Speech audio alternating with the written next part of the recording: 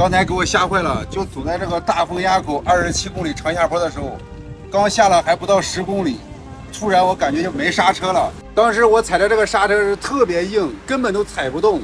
我一是看到了有个260米的标志到这个加水站，然后就使劲踩着刹车，稍微带点夜缓，总算把车子给停下来了。我这个车呢，45吨以内，咱这个夜缓还好一点。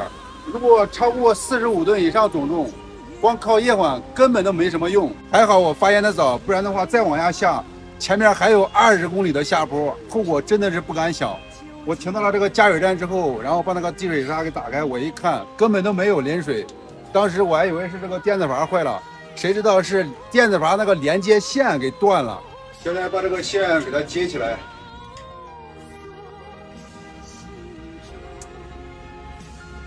把底水闸打开，把底水闸打开，底水闸。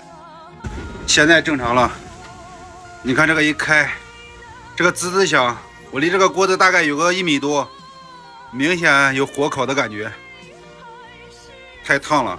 咱的车刚刚在这里停了有10分钟，现在这个路已经封了，现在车子一辆车都没过来，前方下坡那里肯定有出事故了。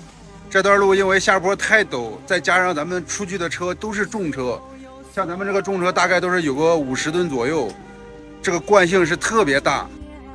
也可能这是注定的，然后让咱们进这个停车区。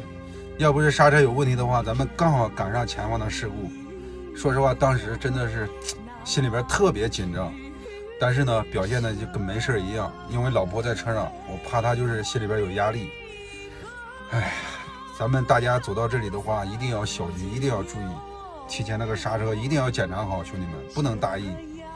刚好现在也封路了，咱在这里也多多少少先缓上一会儿，现在这个心跳还在加速。